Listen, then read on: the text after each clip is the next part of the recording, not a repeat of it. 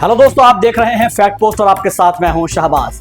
आखिरकार 26 साल बाद बीजेपी दिल्ली के सत्ता पर काबिज हो ही गई और अब बारी है मुख्यमंत्री चुनने की। दिल्ली के सीएम की रेस में फिलहाल 7 नाम चल रहे हैं, जिनके अलग अलग फैक्टर है। वो कौन से नाम है और क्यों उनकी दावेदारी मजबूत है, आइए जानते हैं आज की फैक्ट पोस्ट में। दिल्ली के सीएम की रेस में सबसे पहला और मजबूत नाम है प्रवेश वर्मा का। प्रवेश वर्मा दिल्ली के पूर्व सीएम साहिब सिंह वर्मा के बेटे हैं। पश्चिमी दिल्ली से लगातार 2 बार सांसद रहे। 2019 में उन्होंने 5,78,000 वोट से चुनाव जीता, जो दिल्ली के इतिहास में सबसे बड़ी जीत थी। इस बार नई दिल्ली सीट से उन्होंने पूर्व सीएम अरविंद केजरीवाल को 4,099 वोट से हराया है। तो अब सवाल है कि प्रवेश वर्मा सीएम के रेस में पहले नंबर पर क्यों है और उसके पीछे का फैक्ट क्या है। दरअसल मार्च 2024 में लोकसभा का टिकट कटने के बाद प्रवेश वर्मा ने कहा था कि मुझे टिकट न दिए जाने के पीछे कोई कारण नहीं है। यह हमारी पार्टी है जिसमें एक कार्यकर्ता सीएम बन सकता है और एक चाय बेचने वाला पीएम बन सकता है। दरअसल प्रवेश वर्मा बचपन से ही संघ से जुड़े रहे और दिल्ली की सबसे सुरक्षित सीट पर अरविंद केजरीवाल को हराया है और अब तक कोई भी चुनाव नहीं हारे हैं। लोकसभा चुनाव नहीं लड़े हैं, लेकिन संभव है कि बीजेपी ने उन्हें इन्हीं रणनीति के तहत दिल्ली विधानसभा चुनाव में मौका देने का प्लान किया था और ऐसे में जाट सीएम बनकर बीजेपी हरियाणा में नॉन जाट मुख्यमंत्री वाली नाराजगी को कम करने की कोशिश कर सकती है। बीजेपी जाट नेता को सीएम बनाकर किसान आंदोलन को दबाने की कवायद कर सकती है, लेकिन प्रवेश वर्मा के सीएम की राह में रोड़े भी आ सकते हैं, क्योंकि मध्य प्रदेश, राजस्थान और छत्तीसगढ़ जैसे राज्यों में बीजेपी ने मुख्यमंत्री के नाम पर सभी को चौंकाया था।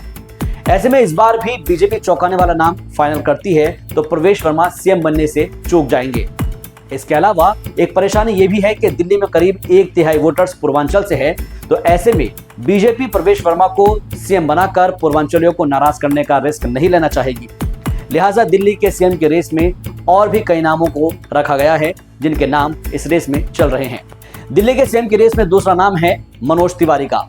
भोजपुरी एक्टर और सिंगर मनोज तिवारी उत्तर पूर्वी दिल्ली से लगातार 3 बार लोकसभा का चुनाव जीत चुके हैं और हाल ही में 2024 के लोकसभा चुनाव में बीजेपी ने दिल्ली में 7 में से 6 सांसदों के टिकट काट दिए थे। एक इकलौते सिटिंग सांसद मनोज तिवारी को फिर से टिकट मिला था और उन्होंने फिर से शानदार जीत हासिल की थी। इसके अलावा मनोज तिवारी 2016 से 2020 यानी कि 4 साल तक दिल्ली के बीजेपी अध्यक्ष रहे और 30% आबादी वाले पूर्वांचल वोटर्स के बीच मनोज तिवारी काफी पॉपुलर हैं। आपको इस बात का भी ध्यान रखना होगा कि आम बजट में बिहार और पूर्वांचल पर फोकस रहा। प्रधानमंत्री नरेंद्र मोदी ने अपनी रैलियों के दौरान बार-बार पूर्वांचल का जिक्र किया और खुद को पूर्वांचल का सांसद बताया। 8 फरवरी को चुनावी नतीजे आने के बाद भी पीएम मोदी ने अपनी स्पीच में कई बार पूर्वांचल का जिक्र किया। अब चूंकि 8 महीने बाद बिहार में विधानसभा चुनाव होने हैं, उसी को देखते हुए बीजेपी मनोज तिवारी को मुख्यमंत्री बना सकती है। बीजेपी के सीएम की रेस में तीसरा नाम है मनजिंदर सिंह सिरसा। दरअसल मनजिंदर सिंह सिरसा दिल्ली के मजबूत पंजाबी सिख नेता माने जाते हैं और 2 बार, जिसमें 2013 और 2017 में शिरोमणि अकाली दल के टिकट पर विधानसभा चुनाव जीत चुके हैं। तीसरी बार राजौरी गार्डन से विधायक चुने गए हैं और 2021 में शिरोमणि अकाली दल को छोड़कर बीजेपी में शामिल हो गए थे। अगस्त 2023 में बीजेपी के राष्ट्रीय मंत्री बनाए गए। सिरसा को सीएम बनाकर बीजेपी पंजाब में अपनी पकड़ मजबूत कर सकती है, क्योंकि 2027 में पंजाब में भी विधानसभा के चुनाव होने हैं और पंजाब में आम आदमी पार्टी की ही सरकार है। उसी की काट करने के लिए यहां पर सिख सीएम बनाया जा सकता है। उधर दिल्ली के सीएम के रेस में चौथा नाम है स्मृति ईरानी का, जिसमें साल 2010 से 2013 तक बीजेपी महिला मोर्चा की राष्ट्रीय अध्यक्ष रही। स्मृति ईरानी 2011 से 2019 तक राज्यसभा सांसद भी रही।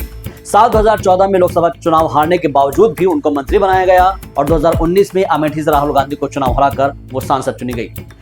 फिलहाल बीजेपी में अभी कोई महिला सीएम नहीं है, लिहाजा स्मृति ईरानी को सीएम बनाकर बीजेपी महिलाओं को एक बड़ा मैसेज दे सकती है। दिल्ली के सीएम के रेस में 5वां नाम है विजेंद्र गुप्ता का और इसकी वजह है कि आम आदमी पार्टी की लहर के बावजूद भी उन्होंने कमल खिलाया था।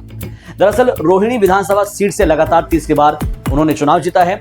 2 बार दिल्ली विधानसभा में नेता प्रतिपक्ष भी रहे हैं। साल 2015 में जब दिल्ली विधानसभा में सिर्फ 3 विधायक थे, उनमें से एक थे विजेंद्र गुप्ता। विजेंद्र गुप्ता दिल्ली में बीजेपी अध्यक्ष रह चुके हैं और दिल्ली में बीजेपी का एक बड़ा वैश्य चेहरा है। संघ और संगठन से उनके काफी अच्छे मजबूत रिश्ते हैं, लिहाजा उनके ऊपर भी बीजेपी दांव खेल सकती है। दिल्ली के सीएम की रेस में छठा नाम है मोहन सिंह बिष्ट। जी हां, ये 6 बार के विधायक रह चुके हैं साल 1998 से लेकर 2015 तक लगातार 4 बार विधानसभा चुनाव जीता इन्होंने। और हालांकि 2015 में कपिल मिश्रा से उनको हार का सामना करना पड़ा था, लेकिन फिर से 2020 में वो विधायक चुने गए। साल 2025 में बीजेपी ने उनकी सीट बदलकर मुस्लिम बहुल इलाके मुस्तफाबाद से उनको लड़ाया और बावजूद इसके 17,000 से ज्यादा वोटों से उनको जीत हासिल हुई। मोहन सिंह बिष्ट संघ और संगठन में अच्छी पकड़ रखते हैं और पहाड़ी इलाके में उनका अच्छा खासा प्रभाव है, लिहाजा उनको भी बीजेपी सीएम की रेस में आगे लेकर आ सकती है। और वही दिल्ली के सीएम की रेस में आखिरी और 7वां नाम है वीरेंद्र सचदेवा का, जो मौजूदा वक्त में बीजेपी के प्रदेश अध्यक्ष है। संगठन में उनकी अच्छी पकड़ है। साल 2007 से लेकर 2009 तक चांदनी चौक और 2014 से लेकर 2017 तक मयूर विहार बीजेपी जिला अध्यक्ष रहे। 2009 से लेकर 2012 तक दिल्ली बीजेपी प्रदेश मंत्री रहे। 2012 से 2014 तक दिल्ली बीजेपी के प्रशिक्षण प्रभारी और राष्ट्रीय भाजपा प्रशिक्षण दल के सदस्य भी रहे।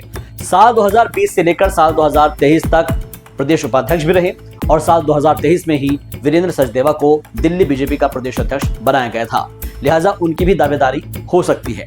तो ये वो 7 नाम हैं जो दिल्ली में सीएम की रेस में अभी फिलहाल चल रहे हैं, लेकिन फिलहाल ये कहा जा रहा है कि दिल्ली में बीजेपी का 27 साल पुराना जो सुखा है वो खत्म हो चुका है और बीजेपी ने 48 सीटें जीतकर बम्पर बहुमत हासिल किया है। 11 साल सत्ता में रही आम आदमी पार्टी को सिर्फ 22 सीटों पर ही समेट दिया है। दिल्ली के नए मुख्यमंत्री का शपथ ग्रहण समारोह 13 फरवरी के बाद होने की संभावना जताई जा रही है, क्योंकि प्रधानमंत्री नरेंद्र मोदी 10 फरवरी से लेकर 13 फरवरी तक फ्रांस और अमेरिका के दौरे पर रहेंगे। यानी पीएम मोदी के अमेरिका से वापसी के बाद ही दिल्ली को नया सीएम मिल पाएगा। वैसे आपको क्या लगता है कि कौन बनेगा दिल्ली का मुख्यमंत्री? आप अपना जवाब हमें कमेंट बॉक्स में कमेंट करके बताइए। अगर आपको हमारी ये वीडियो पसंद आई है तो वीडियो को लाइक कर दीजिए, चैनल को सब्सक्राइब कर दीजिए और कमेंट बॉक्स में लिख दीजिए फैक्ट पोस्ट।